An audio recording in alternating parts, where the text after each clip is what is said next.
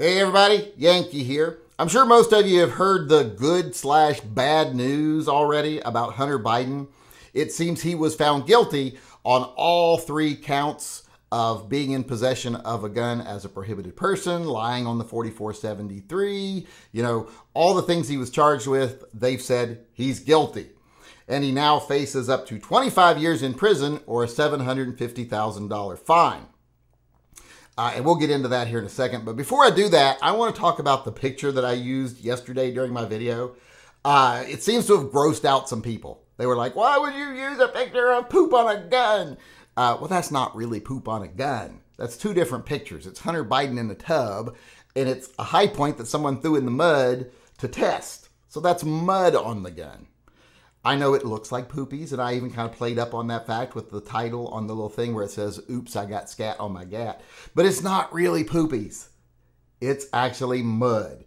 2 different pictures superimposed on each other. And the only reason I played up on it because Hunter Biden looks like the kind of person that would poop in the tub. So it kind of makes the picture have some credibility and was kind of funny. So that's why I did that. It's not really poop on a gun. So everybody, get your knickers out of a twist. It wasn't really that. It was just 2 superimposed images. It's just mud. With that being said, let's talk about Hunter and why this is good and bad news. Well, bad news is it sets a precedent that the 4473 is enforceable by law, and that particular question on the 4473 about using illegal drugs is enforceable by law and has a pretty stiff penalty for it. Like I said, 25 years, up to 25 years, or up to $750,000. Now, I don't think Hunter Biden will get any of the former, and it doesn't matter how much he gets of the latter, even if it's a full $750,000, because if he doesn't have it or his dad doesn't have it, which I would be surprised if they didn't, I'm sure that there is some art lover in the Ukraine or Russia somewhere that works in the oil and gas industry that would be more than happy to pay that exact amount for one of his pieces of art, that he sells. It would just so happen that that's how much that piece was worth.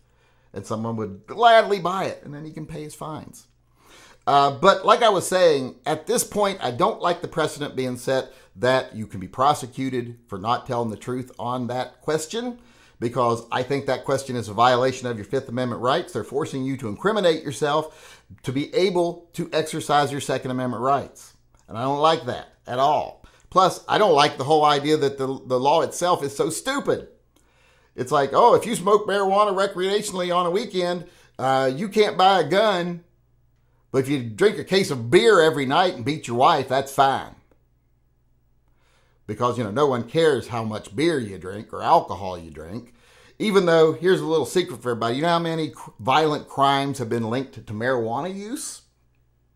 Violent physical crimes? Well, nobody really does, because the number's so low that nobody bothers to keep track, because it almost never happens. You know how many violent physical crimes are linked to alcohol? The majority of them, especially when it comes to domestic violence, those things almost always involve alcohol. So tell me you're protecting people by, weeding out the marijuana users. Now, I know some of the people on that list will be not just marijuana users, they'll be heroin users, etc. Here's another thing. People who shoot up heroin or crack, they don't usually go out and violently assault anyone either. They usually fall down and pass out.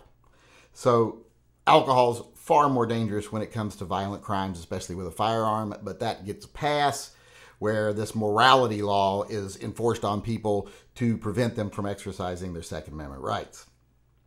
But like I was saying, Hunter Biden now is going to be sentenced, and like I said, he could get up to 25 years or up to $750,000. And at this point, I hope he gets 25 years. Now, you might be saying, well, it's just you being bitter and being a hypocrite because you don't believe in the law anyway, and you don't believe in the crime that he committed is actually a crime, and blah, blah, blah. No, it's not me being a hypocrite, because here's what I'm going to say. If he just gets a slap on the wrist and a fine, well, that's nothing to him. If you and I fell under that same precedent and we did something similar and we got a $750,000 fine, we'd be ruined. We don't lose everything we own. We'd be in the streets. So it would be a massive penalty for us, even though it's nothing for him. So I don't like the fact that it's already set as a precedent that you can be convicted of it, even if it's just a money charge or a penalty. So I hope he gets the full time involved, because time served, being able to have to go to prison, is the same punishment for him as it is for us. In fact, more so, because he's used to a luxurious life and now he's going to be in prison. We're used to average lives and now we're going to be in prison. So I hope he gets the maximum sentence, like I said, simply because that is a penalty that's fair for both of us, where monetary penalties don't matter to him. And in this case, I think if he gets the maximum penalty time-wise, well, then we're going to be seeing a lot of fighting from that camp. The Bidens, people like the Bidens, his attorneys, all these people on his payroll are going to be fighting to overturn that question on the 4473. They're going to be fighting to reduce the penalty for lying on the 4473, because they're going to want to get Hunter Biden out. They're not going to want him to serve his full time. They're going to be fighting. So in this case, I hope he does get the maximum penalty, and I hope they fight, because I think it would be delicious irony that the Bidens had to become champions for the Second Amendment in any way whatsoever. And I think the only way that will happen now is if he gets the maximum penalty. So I find myself, for once, hoping that someone violated a gun law gets the maximum penalty. A non-violent gun law. People who do violent crimes, yeah, give them the maximum penalty. I'm fine with that. But in this case, it's one of those morality laws, one of those laws where the government just wants to infringe on your rights, also wants to decide what's right for you to do with your body, all these other things. So there's so much wrong here. But like I said, now that the precedent's already established that you're going to get a serious penalty for it, well, I hope he gets the worst penalty he can get, because like I said, that's the most likely to make him become an advocate against the 4473.